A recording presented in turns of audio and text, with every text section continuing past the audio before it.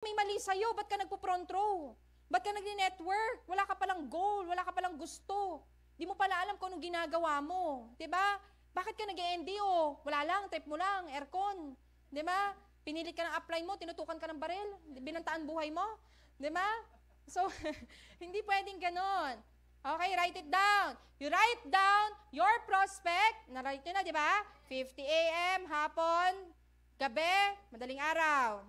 Di ba? Meron ka ng number of talks. Sinulat na rin. Wag akong pagdesisyonin mo. Pag di ka nagsulat dyan, ako pagsusulat dyan. Ang susulat ko dyan, 50. Di ba? Baka labas na isopagus mo, di mo patapos yung 50. Di ba? Number of members. Okay? And of course, you also have amount of income. Everything you do it with numbers. Diba? Bakit ka pa nag-front row kung hindi ka kumikita? Diba? Dapat, simula nag-front row ka, ang goal mo, may kita ka. Diba? Hindi enough na nagtitraining ka lang. Kasi hindi ka namin panisali para tumalino. Diba? Hindi ka namin sinali para dumami lang alam mo. Kaya ka namin sinama at kaya ka namin sinali, kaya ka sumali para magbago yung buhay mo. Di ba? Yun uli yung bottom line. Paano magbabago ang buhay mo kung hindi nagbabago yung laman ng bulsa mo? Di ba? Kaya importante na kumikita ka. Write it down. April 5 to May 5, how much is your goal? Di ba? Isang buwan. Part-time po kasi ako apps eh. Nag-aaral po ako. Pwede na sa akin, first pa lang naman to apps 10,000. O, dilagay mo 10,000. Di ba? Ako naman, full-time kasi ako apps. Talagang wala na ako iba pinagkakabalan. Ito lang talaga. Goal ko, 20,000. Lagay mo dyan. Di ba? Kasi sa araw-araw na bumabangon ka, pag alam mo kung ano yung kailangan mong gawin at may guideline ka versus wala, ano mas madali? Meron na wala? Meron. Di ba? Kaya nga ako personally, lalo na kasi 3 anak ko, mami na ako, ulyanin pa ako kasi 3 beses na ako na CS. So, alam mo yon, marami ng gamot siguro sa katawan ko. Kahit hindi network ka, meron akong checklist. I don't know kung meron ditong kagaya ko. Kumukuha ka ng parang, typewriting. Tapos susulat ko lang doon. Halimbawa, i-print yung ganito, magluto ng ganyan, plansyahin yung ganon, i-deliver yung ganito, ganyan. Naka-check doon. Kasi pag wala ako noon, asahan mo, unproductive ako. It's either wala ko masyado nagawa o hindi ko nagawa yung mga dapat kong gawin. Nauna pang, di ba po? Nauna ko pang gawin yung mga hindi naman dapat gawin, di ba? Pag may checklist, wala, set aside mo muna lahat ng mga iba eh. Ito priority ko. Matapos ko to today. Pag natapos ko to today, lahat ng spare time ko, o di yun, saka ako pwede humila-hilata ng konti, di ba? Saka ako pwedeng chumika-chika ng konti, di ba? Pero, kailangan meron kang checklist, di ba? So, kailangan yan. And of course, yan. Let's say in a week, ayan. So, hindi ko pala ito na kanina. Pero ang tawag kasi dito, normal rate pa. Okay? Hindi siya extraordinary, Pwede kasi kayo mag-start ng, 4. Ang tawag dito sa normal rate, 4. Okay? So, halimbawa, mag-start po tayo na realistic. Okay? Huwag mo naman sobrang pahirapan yung sarili mo. Sabi mo, sige, seryoso na ako. Ang gusto kong invites per day. Ay, sorry, nalikdangan natin yon. Prospect, invites. Nakalimutan natin, no? Isingit nyo po yon. How many Luxked invites? Kasi magkaiba yung talk, magkaiba yung presentation. Bakit? Pwede ka mag-present kahit wala kang invite. Invite ng downline, ng crossline, ng brotherline. Lalo na kapag gusto mo gumaling mag-speaker, ako nung time ko po, kahit di ko invite, pinagpapraktisan ko. Di ba? Halimbawa, may mga invite sila sa Batangas kasi, maraming doon mga brotherlines. Tapos sasabihin ko, halimbawa, hindi ko alam kung kilala niyo sila, Apps Carlo Bertillo, Apps, baka gusto niyo ako nalang mag-image. Mag-image ako. Tapos pag minsan may mali-mali, sa isip ko, hayaan mo na, di ko naman to invite. Di ba? Pero kasi bago lang kasi ako noon, di ba? So, mali, di ba? Improve ko next time, di ba?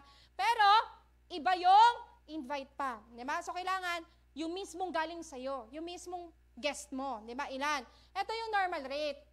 Hindi ko na mention sa inyo kanina. 4. Wag niyo masyadong i-harsh yung sarili niyo. Baka, apps, kailangan ba per day 5 agad or 10 agad or 8 agad? Actually, normal rate is 4. Normal ka nun. So, kung wala kang invite sa loob ng isang araw, abnormal ka nun. Diba? Tapos, kapag di ka nag-i-invite na mga 2 linggo na 3 linggo, alien ka na nun. Diba? So, kasi ito yung normal nangyari sa'yo. Diba? So, ito yung normal rate. Pero kung kaya mo ng 5, kaya mo ng 6, kaya mo ng 7, much better. Alam niyo kung bakit? Kasi may Zoom na. Kaya kayang-kaya mo dapat ang 6, ang 7, ang 8 per day. Kaya. Kasi sa Zoom pa nga lang lalo na kami, dumating kami ng point ng pandemic, invite ko sa loob ng Zoom, 3 agad. Kasi iba't ibang lugar naman yun tapos send mo lang yung link, di ba? So, mas madali. Pero, normal rate is 4. Now, how would you know na meron ka pa ring numbers na tinatawag even in terms of inviting? Let's say, 4 sa isang araw. Tama?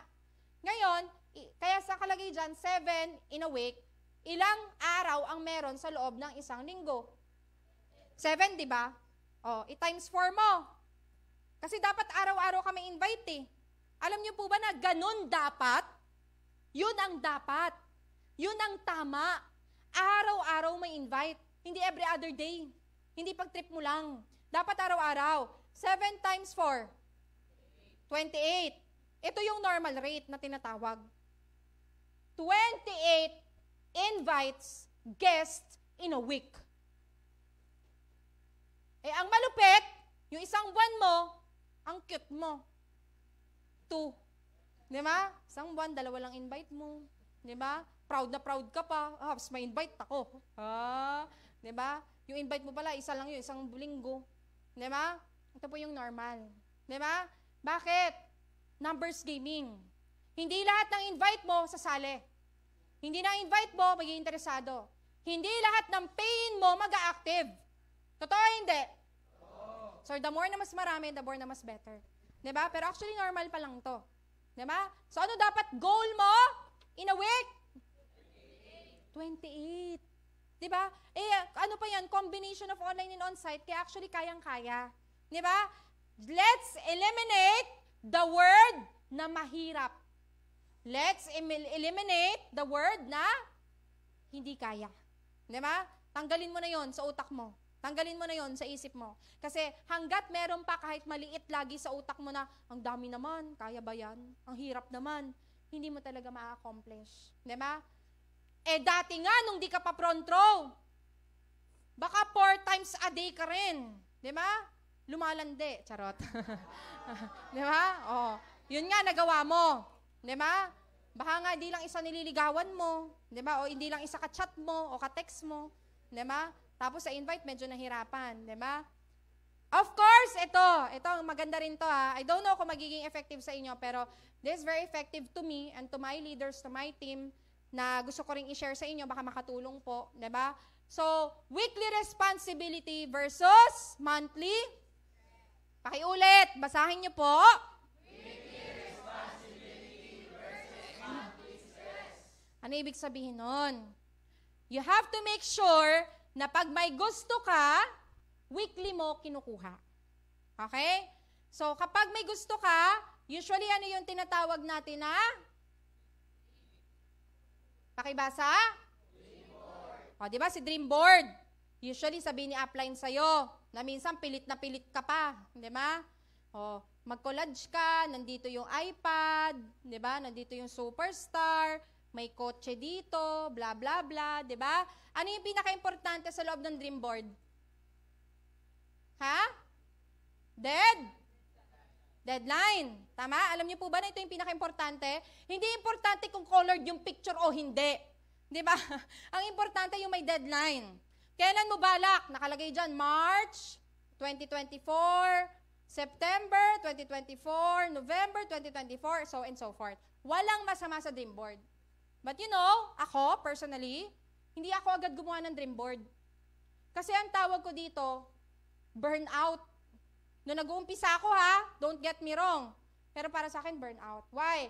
Let's say, kakaumpisa mo pa lang, or, hindi, sabihin natin na lahat nga pula kayo ay kakaumpisa pa lang bukas. So kakaumpisa mo pa lang, let's say, wala ka pa masyadong active member, di pa stable yung income mo, wala ka pa masyadong malaking cheque. Tapos, sample, nasa dream board mo, Fortuner. Diba? Tapos, ang cheque mo, 450. Diba?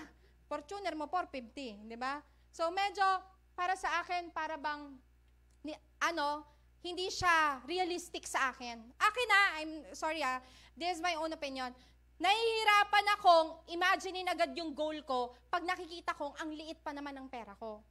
So, ano nangyari? I break it down to weekly responsibility. I don't call it goal. I call it responsibility. Why? Responsibilidad mong magkakotse. Responsibilidad mong may pera. Responsibilidad mo na nabibili lahat ng gusto mo. Responsibilidad mong makapag-travel sa iba't ibang bansa.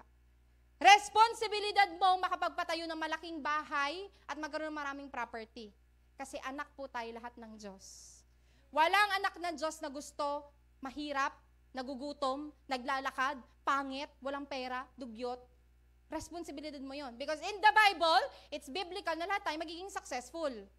So, responsibilidad mong buuin yung plano ng Panginoon sa'yo. Nagigets mo? So, it's not a goal. Because a goal is something that is ideally yours, pero hindi pa sa'yo physically. Pero pag responsibility, ito yung bagay na dapat meron ka. Dapat ginagawa mo. Dapat. Diba? So, sample, paanong weekly responsibility? Let's say, ano gusto mo muna? 3EDS Platinum? Yung ba isa sa mga goal mo kasi di ka pa 3EDS Platinum? Or let's say iPad para mas mabilis pong computin, no? Kasi gusto mo mag-present. Magkano ang iPad? I don't know. Magkano na ba siya ngayon? Let's say 18,000. May iPad na ba na 18,000? Okay, so 18,000. Di ba? Ngayon, ilang weeks meron sa loob ng isang buwan? O, i-divide mo to sa 4. Di po ako magaling sa math. Magkano yan? Di kayo pumapasok. Magkano? 4,500. Oh. Ito yung weekly mo.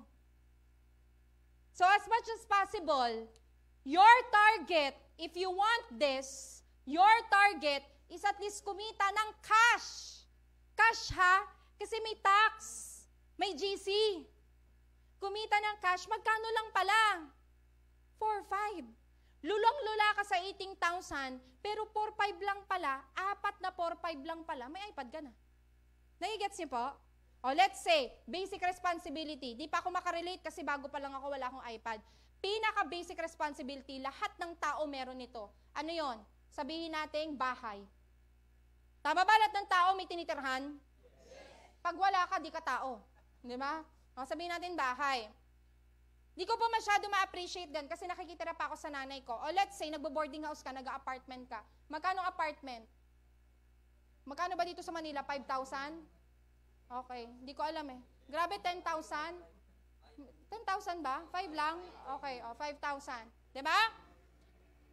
Kung yung 5,000, ginagaya mo kasi yung mga normal na tao sa labas, ano nangyayari? When the bayarin is coming, I hustle. Diba? When the bayarin is coming, dun pa lang ako gagalaw. Mali. So para di ka ma-pressure, para ma-eliminate natin yung word na, ay, takot ako. Pakiulit? Yes. O, para ma-eliminate natin yung word na yon, bakit mo kasi pinapahirapan sarili mo?